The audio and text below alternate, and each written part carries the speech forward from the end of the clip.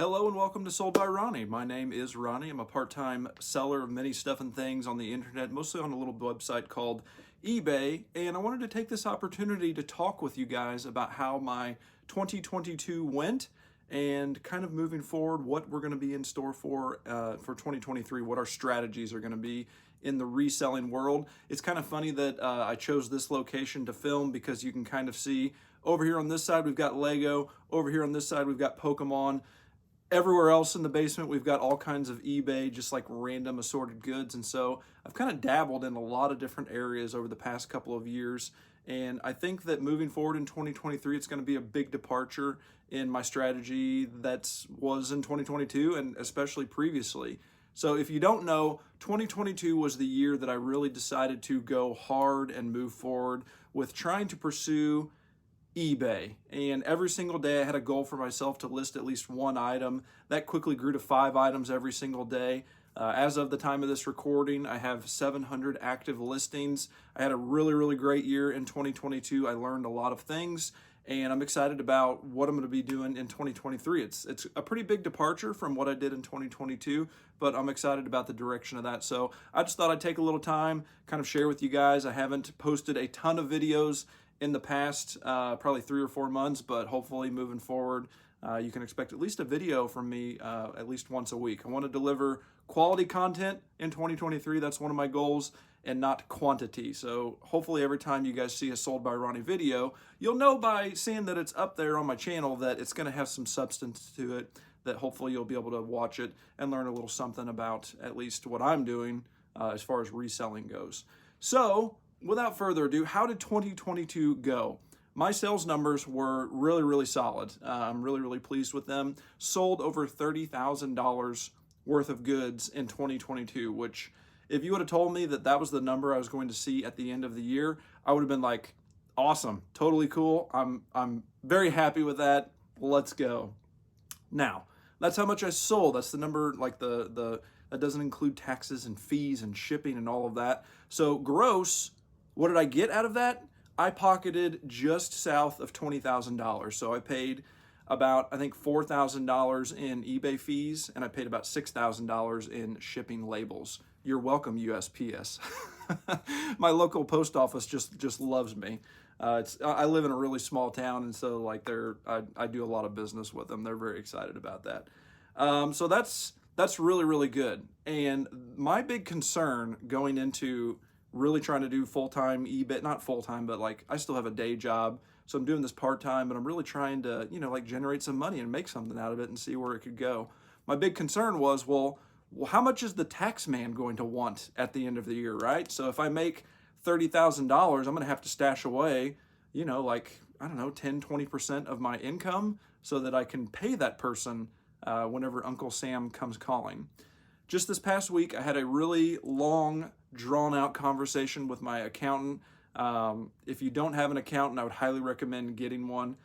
They are making this process so easy for me. I just feel like at ease about the entire thing because the only thing that I have to do is keep track of how much stuff I am buying, like keeping track of receipts, throwing stuff into a spreadsheet. It's really simple. You just got to keep on top of it. If you've seen my previous videos where I go over my sales figures every month, you can see that I keep up with that. And it's been a good routine for me that at the end of the month, whenever we roll into the next month, I go onto my spreadsheet and I throw on the spreadsheet all of my receipts, all of my online purchases. And that way, whenever December 31st hit and January 1st came, 2023, I was like, okay, I don't have a ton of work to do. All I've got to do is total stuff up, throw the accountant the numbers, and they do the magic. So I kind of had a very big decision to make because 2022 was the year of Pokemon for me. It's the first time that I ever showed any interest in my entire life in Pokemon. It's kind of weird. I was just never into it as a kid. I collected X-Men cards, sports cards, all kinds of trading cards, but then I got away from that hobby for, 25 years probably since I'd opened up a pack, and then this past year, Pokemon Legends Arceus came out on Nintendo Switch. There's a lot of buzz about it. There was not a whole lot of other video games that were like super interesting to me at the time. One of my buddies that I play games with, he bought it. So I was like, you know what? At age 38, No, I was 37 at the time. I'm 38 now. At age 37, I'm going to try out a Pokemon game for the first time in my life. And my God, I absolutely adored that game. That game is so good. I'm ready to replay it now. But that really sparked a love affair with Pokemon. And that has spread throughout a lot of the things that I do, and especially with what I'm interested in reselling moving forward. Spoiler alert. So I played the game, I opened up a Pokeball, opened up those cards, got that nostalgic feeling of being able to open up a pack of cards, and I absolutely loved it. And so last year, if you guys were following way back, I used to sell on Whatnot, and I had a Bricklink store as well, where I had like these little shelves here. They were all filled with Lego parts.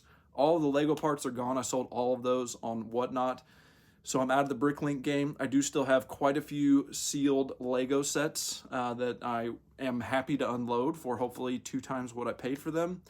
But yeah, it was really exciting to be able to move away from the parts, because I was kind of nickel and diming with the parts. You know, you'd get an order that came in on Bricklink and it would be a $2 order, and it was so much work to part out the sets and to put the parts away. And so I'm really happy to have unloaded those. If you haven't sold on Whatnot, I don't know if they still have this promotion, but the thing that kind of spurred me into action on that was they gave me no seller fees for the first month that I sold on there. So it was then my task, my opportunity to be able to get out from underneath all of those parts and to sell them and to move on to something else, which at the time, if you don't know, I keep saying if you don't know, we got a lot of new people on the channel. It's really cool, really exciting. But if you don't know, my original kind of strategy with eBay was to go to thrift stores, find stuff on the cheap, and flip it online. I had a lot of fun doing that. I learned a lot of lessons and some things that I don't like about that I'm not going to be doing as much of that moving forward. The thing that was probably the worst part about just going into thrift stores and finding random stuff to flip is that even when you found something that was a good piece, and I'm specifically talking about clothing, you would take it home, you'd lay it out on the picture mat that I've got to take pictures of it. You'd have to fold it up, you'd have to put it in a bag, you'd have to store it away. You'd get eBay users sending you questions like, hey, can you send me another picture of it because the color looks weird? Or do you know the exact size or measurement of this particular inseam? So many questions about clothing. And then you'd actually sell a piece of clothing, ship it off to them, and they'd be like, it doesn't fit, I want to send it back. And you're like, well, okay, want to keep that perfect feedback, so go ahead and send it back. It was just a lot of work for not a whole lot of payoff, quite frankly. So moving forward, I'm kind of out of clothing, unless I still like doing like hoodies and jackets and stuff like that, stuff where there's a little better margin, but I'm much more choosy whenever I'm in a thrift store and looking for clothing, because it's just not very much fun to deal with, frankly. So going back, you guys know I go all over the place with these. I'm glad that I made a list of things that I wanted to talk about. That conversation that I had with my accountant. Yes, I had a $20,000 essentially net profit that I showed last year from eBay. However, after I sold all of those parts from Bricklink and pretty much throughout the year, my strategy was to put half of the payouts that I got from eBay into my savings account in case I had to pay the tax man whatever amount of money, and also with the hope and dream that I could pay off my house early. And then the other half of that I was reinvesting in the business. And early on, that was going to the ATM and getting cash, and then going to the thrift stores and spending that money. However, that quickly evolved after I got into Pokemon, into purchasing sealed Pokemon products. And originally it was just to buy whatever I could find and open it up and have a fun little nostalgic experience.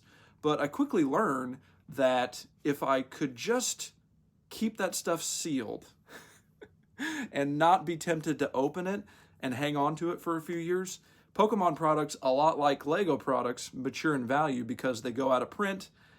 People can't get them. There's nostalgia trying to get those old sets. There's particular chase cards that they're wanting to get. Maybe they got into the hobby a little bit late. So like me, I just came into the hobby last year, so I completely missed out on the Sun and Moon era, X and Y, essentially everything before. So for me, to be able to open up a pack of older Pokemon cards, it's going to cost me a premium. And I am definitely a person that loves to have a hobby that kind of funds itself. I did that with Lego whenever I was into Lego. I'm not into Lego anymore. Now I'm into Pokemon. And so I feel like I'm going down the right road because I really, really enjoy opening cards. I really, really enjoy selling stuff. And Pokemon is a tremendous investment if you can keep it sealed and not open it up. Probably 9 times out of 10, if you open up a box of Pokemon cards, you're not going to get your money back in the singles that you get to sell online. So when I discovered that I loved the Pokemon cards and I could open them up and have a lot of fun and I could flip some of the cards that I didn't really want, I knew that was kind of the direction that I wanted to go. So once again, backtracking, because I went all over the place talking about my conversation with the accountant.